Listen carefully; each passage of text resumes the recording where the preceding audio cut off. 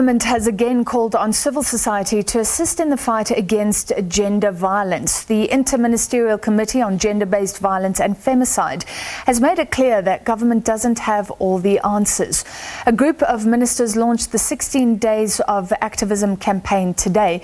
For more, we're joined by Deputy Minister in the Presidency for Women, Youth and Persons with Disabilities, Prof Hlengiwe Mkhize. Deputy Minister, thank you for being with us. It's with a sense of fatigue. I think that South Africa goes into another 16 days of activism. We've done this year after year after year, and people have noticed that nothing has changed. In fact, the problem seems to have gotten worse. I mean, can it be at all different in 2020? Well, thank you very much, Francis. Good evening to the listeners. You know, one of the things which I think each and every minister admitted to, that we've had terrible cases of gender-based violence, and it has evoked a lot of pain and suffering for women. But we reminded those who came to the launch about what we see as a turning point, the seminar which was held by the President himself in 2018, in the sense that immediately after that, we had an emergency action plan. In other words, we had an intervention that directly affected the criminal justice system, starting with the police, is coming to investigators, to the courts. We've come out with a clear plan as to what should be done. For instance, the police are now distributing test kits. The courts have been expanded to the most remote rural areas. Cases that were dropped are now being picked up. Just to mention a few quickly, it's very difficult to say nothing is happening.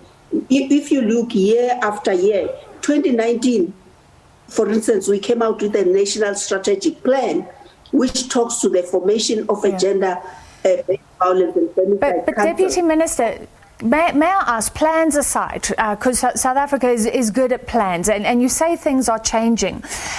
Is that really tangible? Because we hear of women going to a police station, reporting a case, not being taken seriously, told to go home by the cops. Is there a gauge? Are people going into police stations, seeing if that is changing?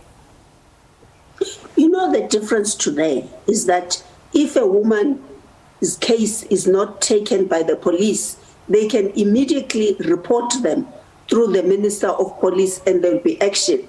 Remember, we come from an era where once the case is dropped by the police station or a perpetrator has been given bail, and that was the end of the story. The President himself has constantly said, pick up all the cases. And the minister assured us today that there are special units that he has established. One of them is to specialize on cases of gender-based violence and femicide.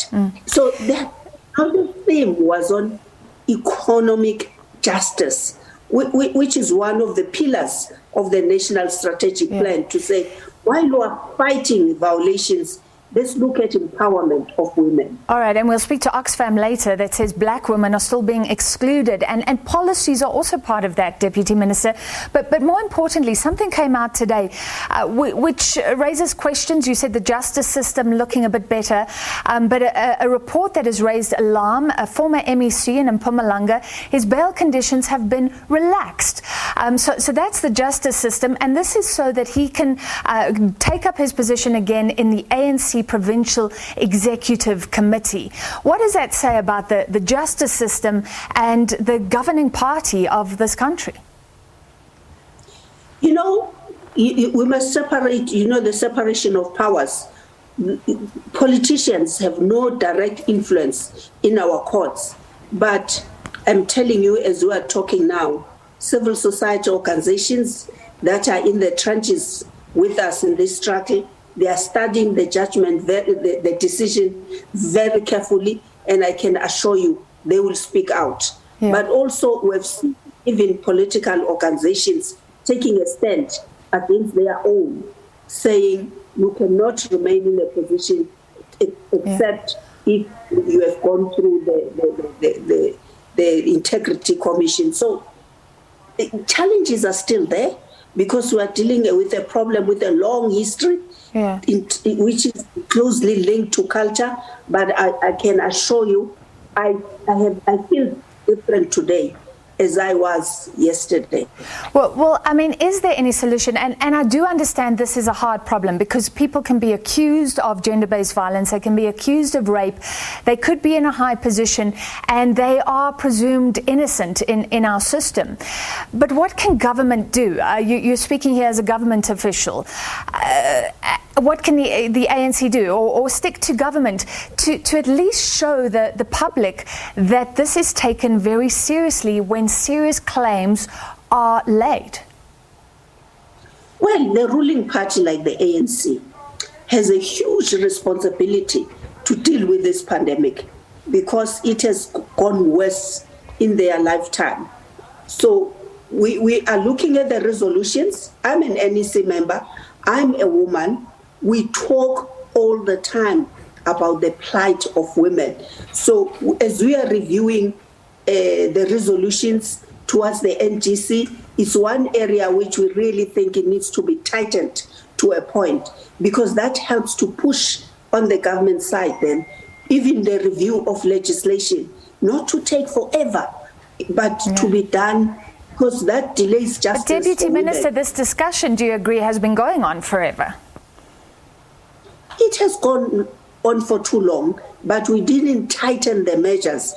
As I've said, 2018, 2019, I think there's been an effort to come up with concrete, tangible outcomes and results. I mean, from a budget point of view, we've never had 1.6 billion being put on the table to say the cluster of government departments that are dealing with gender-based violence should take actions towards the eradication of the problem.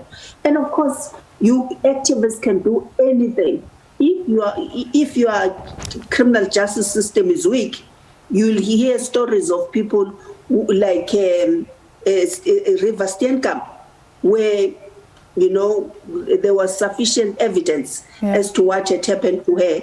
But I think basically we're saying, what? 8 months punishment?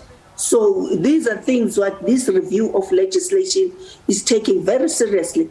I mean, we were given... Deputy Minister, I'm so sorry, we've run out of time, but thank you. I think you've given us a broad overview, and the Deputy Minister there in the Presidency for Women, Youth and Persons with Disabilities saying that there is a small but concrete change. That was Professor Hlengiwe Mkhize.